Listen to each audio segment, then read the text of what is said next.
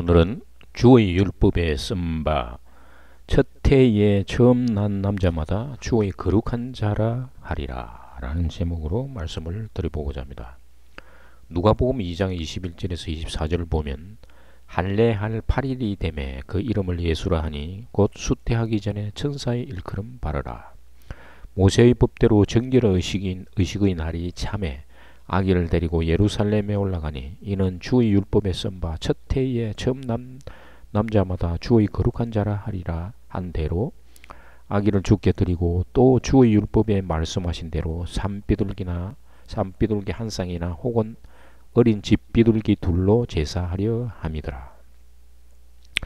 가브리엘 천사가 마리아에게 나타나서 말을 했는데 누가복음 1장 31절에서 보라 네가 잉태하여 아들을 낳으리니 그 이름을 예수라 하라 라고 했는데, 그래서 마리아는 할례할 8일에 이름을 예수라고 했는 것입니다.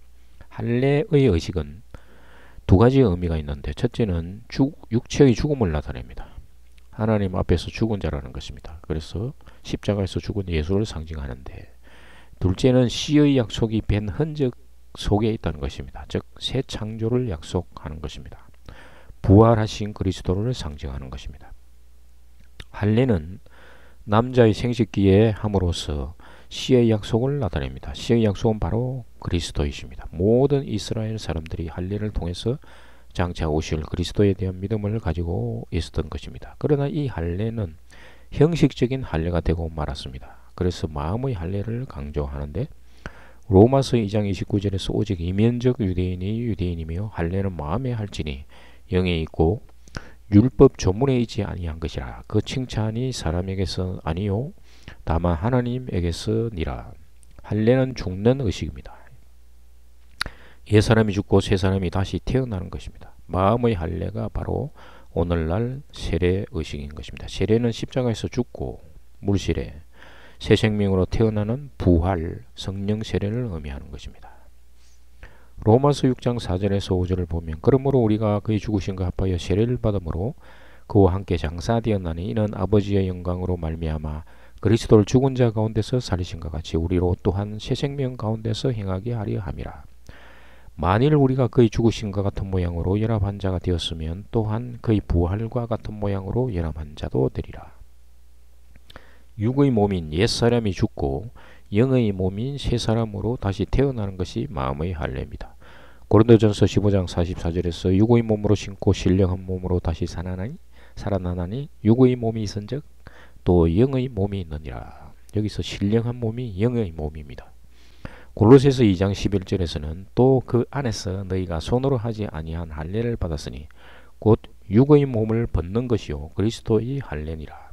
그리스도의 할례가 바로 그리스도로 옷 입는 것이요 영의 몸을 입는 것입니다. 모세의 율법에 따라 장남은 희생 제물을 바쳐야 했습니다. 출애굽기 13장 2절에서 보면 이스라엘 자손 중에서 사람이나 짐승을 막론하고 태에서 처음 난 모든 것은 다 거룩히 구별하여 내게 돌리라. 이는 내 것이니라 하시니라. 이에 따라서 가난한 자들은 비둘기 한 쌍으로 제물을 드릴 수 있었습니다.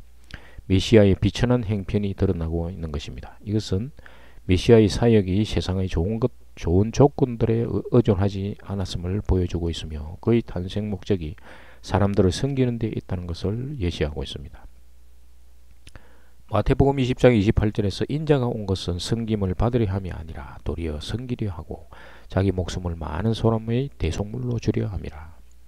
예수님은 비둘기에 대해서 마태복음 10장 16절에서 보라 내가 너희를 보냄이 양을 이리 가운데 보낸 것 같도다. 그러므로 너희는 뱀같이 지혜롭고 비둘기같이 순결하라 라고 말씀하셨는데, 순결하라 라는 헬라어는 아케라이오이인데 아는 부정을 의미합니다. 그래서 케라오이, 케란누미에서 유래되는데 순진한, 단순한 이란 의미를 갖고 있습니다. 케란누미는 썩다라는 의미를 갖는데 아가 있으므로 섞이지 않는다라는 말입니다. 히브리어 요나, 이게 이제 번역하면 비둘기인데 히브리어 요나와 같은 의미입니다. 섞이는 것은 죄가 되고, 따라서 비둘기를 의미하는 요나는 섞이지 않는 진리의 말씀을 의미하는 것입니다. 예수님이 세례받는 장면에서 비둘기가 등장하는데 요한복음 1장 32절에서 요한이 또 증언하여 이르되 내가 보매 성령이 비둘기같이 하늘로부터 내려와서 그 위에 머물렀더라. 노아의 홍수는 세례와 같은 의미를 갖습니다. 베드로전서 3장 18절에서 말했는데 예수님도 세례받을 때 성령이 비둘기같이 내린 것은 방주에서 비둘기가 나가는 것과 같은 장면인 것입니다. 세례는 이전의 것은 죽고 새로운 피조물이 되는 것입니다. 이전의 것과 섞이지 않는 것이 세례이고 할례인 것입니다. 레위기 12장 6절에서 8절을 보면 아들이나 딸이나 정결하게 되는 기한이 차면 그 여인은 번제를 위하여 1년 된 어린 양을 가져가고 속죄제를 위하여 집비둘기 새끼나 산비둘기를 해망문 제사장으로 가져갈 것이요 제사장은 그것을 여호와 앞에 들여서 그 여인을 위하여 속죄할지니 그리하면 산혈이 깨끗하리라. 이는 아들이나 딸을 생산한 여인에게 대한 규례니라. 그 여인이 어린 양을 바치기에 힘이 미치지 못하면 산비둘기 2마리나 집비둘기 새끼 2마리를 가져다가 하나는 번제물로 하나는 속죄제물로 삼을 것이요 제사장은 그를 위하여 속죄할지니 그가 정결하리라. 하나님께서는 아이를 낳은 여인이 산혈을 깨끗이 되는 기간이 되면 번제와 속죄제를 드릴 것을 명하였습니다. 여기서 번제는 출산에 대한 감사와 헌신의 마음을 표하기 위해 드린 제사로 산모의 가정 형편이나 경제적 여건에 따라 어린 양이나 비둘기 중 하나를 택하여 여호와께 바쳐야 했습니다. 하나님께서 원하시는 것은 바치는 제물의 값어치가 아니라 하나님을 향한 감사와 헌신의 마음이었습니다. 구약 시대에는 일반인이 성도에 들어가거나 직접 제물을 바칠 수 없었기에 오직 제사장을 통해서만 제사를 드릴 수 있었습니다. 이것은 오늘날의 성도들이 오직 중보자이신 예수 그리스도를 통해서만 하나님께 나아갈 수 있음을 예표적으로 보여주는 것입니다. 하나님께서 사람의 태어남에 왜 부정함을 연결시켜 두셨는가? 사람은 태어나자 말자 죄인이 됩니다. 부정함이란 하나님을 떠난 자라는 것을 알려주는 것입니다. 창세기 1장 28절에서 하나님이 그들에게 복을 주시며 하나님이 그들에게 이르시되 생육하고 번성하여 땅에 충만하라 땅을 정복하라 바다의 물고기와 하늘의 새와 땅에 움직이는 모든 생물을 다스리라 하시니라.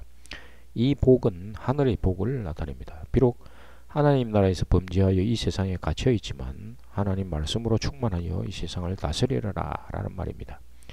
이 세상에서 물질적 축복을 받고 잘 살아라는 말이 아닌 것입니다. 언젠가 반드시 이 세상을 떠나지만 약속의 말씀을 믿는 자는 복이라는 것입니다. 그래서 그 약속의 말씀을 믿고 모든 만물 위에 있는 그리스도 안으로 들어가서 그와 연합될 때 모든 만물 위에 충만해지는 것입니다. 창세기 3장 16절에서 또 여자에게 이르시되 내가 내게 임신하는 고통을 크게 더하리니 내가 수고하고 자식을 낳을 것이며 너는 남편을 원하고 남편은 너를 다스릴 것이니라 하시고 이는 상징적인 표현을 나타냅니다. 남편은 그리스도이십니다. 아내는 하나님 나라의 처소를 떠난 영들입니다. 임신은 하나님 나라의 처소를 떠난 영들을 이 세상에 가두는 것을 상징하는 것입니다. 임신하는 고통은 하나님 나라를 떠나는 고통을 의미합니다. 그리스도는 떨어져 나간 영들을 다시 하나님 나라로 데려가기를 원하시는 것입니다. 그래서 다시 하나가 되기를 원하십니다. 창세기 2장 24절에서 이름으로 남자가 부모를 떠나 그의 아내와 합하여 둘이 한 몸을 이룰지로다. 이 세상에 태어나는 모든 인간들은 하나님 나라에서 범죄한 영들입니다. 그래서 영이 육체 속에 갇히는 것입니다. 감사합니다.